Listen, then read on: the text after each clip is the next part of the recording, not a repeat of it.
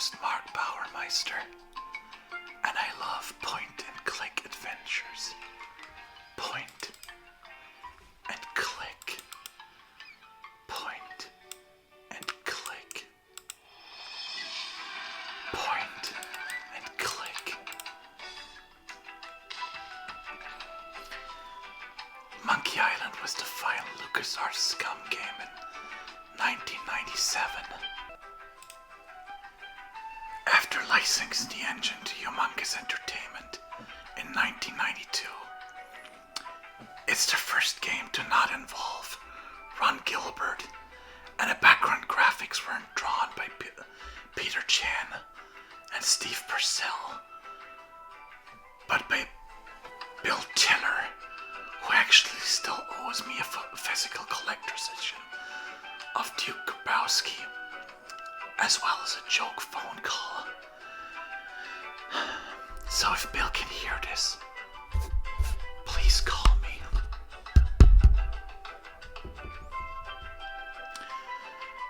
LucasArts agreed to grant Humongous a license to use SCUMM for its games on the condition that Gilbert continued developing updates to the engine for both companies' benefit.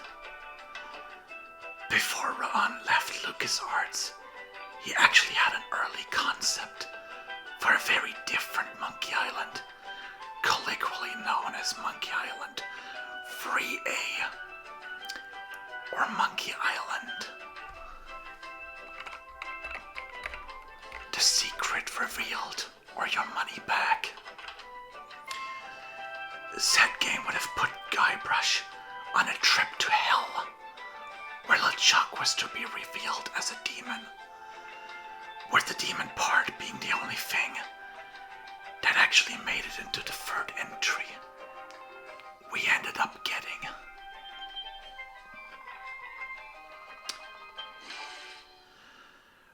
Return to Monkey Island.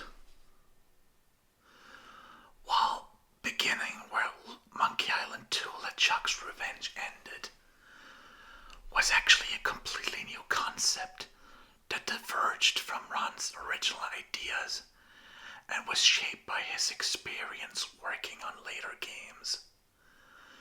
The Monkey Island series was actually inspired by the book On Stranger Tides, as well as the Pirates of the Caribbean ride at Disneyland.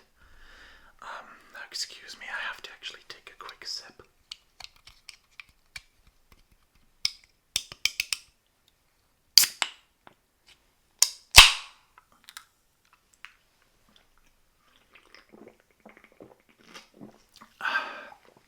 That's better. So the SCUMM engine had its beginning with 1987's Maniac Mansion, a game that actually had some neat features I'll probably emulate for my horror game jam entry. Most notably, the concept of being chased by one of the Edison family members, which is of course very reminiscent of Clock Tower, albeit in a very early and crude form. Now the beauty of SCUMM, which stands for Script Creation Utility for Maniac Mansion. Script Creation Utility for Maniac Mansion. Script Creation Utility for Maniac Mansion is how relatively easy it is to use with its data-driven design and support for all these platforms. In a way, it's Java before Java, only that it's actually enjoyable to use and not owned by a genocidal maniac who prides himself that his company Oracle is a massive data collection agency.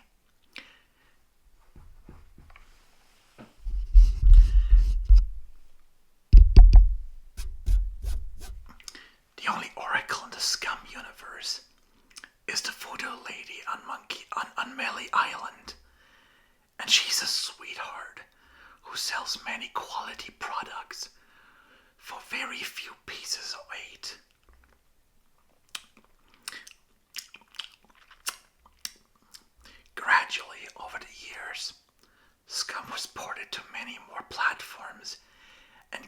considerable amount of features like iMuse, the dynamic music system, and insane with its Smush video player facilities. Smush. Smush. Smush. With Curse of Monkey Island, the engine moved from 320 by 200 to 640 by 480, which is a nearly 5-time increase in pixel density. Later on, with games like Freddy Fish 5, The Case of the Creature of Coral Cove, the engine also gained support for 16-bit color depth, which allowed artists more freedom at the loss of color cycling capabilities. Thanks to SCUMM VM, all of these games are nowadays playable on modern computers, all sorts of retro computers, as well as consoles. My own N64 port is actually based on SCUMM VM. And my game Bun Brush and Mission Friendship Repair utilizes a customized SCUMM VM.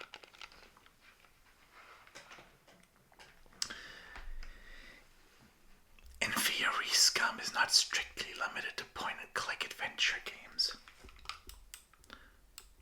Point and click. Point and click. As showcased by Moonbase Commander, as well as some of my own future creations, one can easily make something like a strategy game, a Sims-like, or even an RPG in it.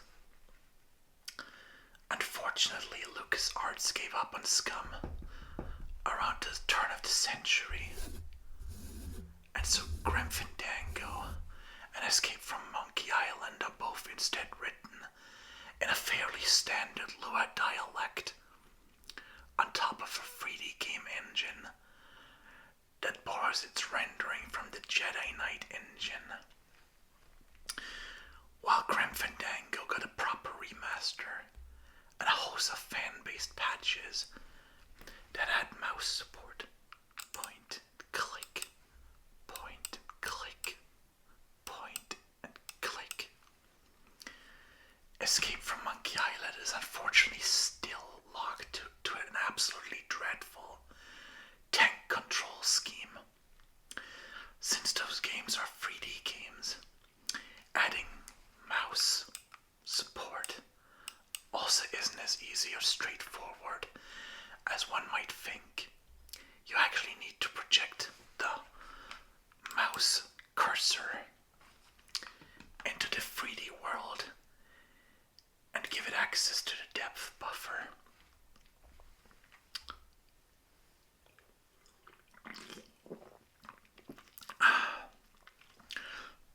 I kind of wish there was a second Grim Fandango game.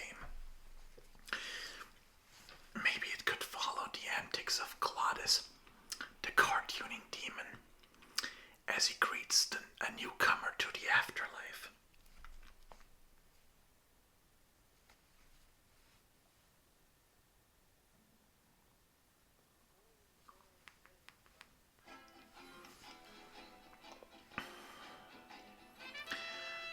Or maybe it could be a prequel, with Salvador as the main character. Regardless, I hope one day I can make a spiritual successor to Grim Fandango. There's people working on bringing 3D to SCUMM engine now, so it would be kind of sweet making this happen with a greatly enhanced SCUMM engine and a point and click interface.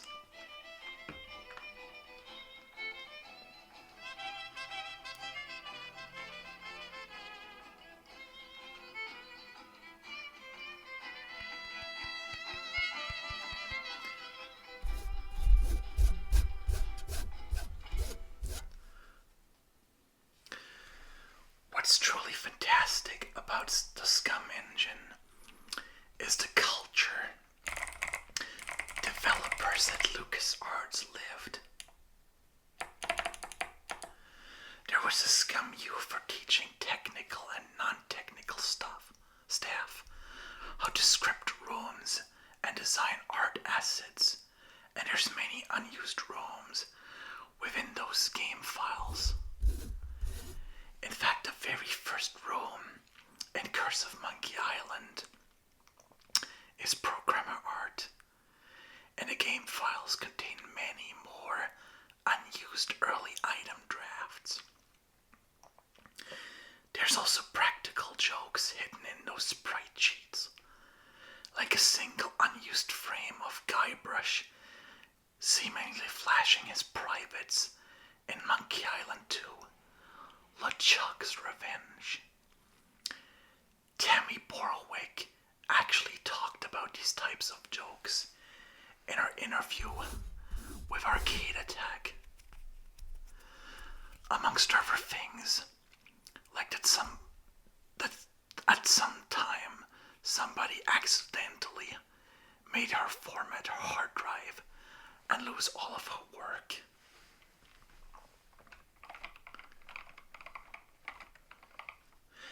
Now the beauty of SCUMM is how easy and structured it is, even in a world before object-oriented programming.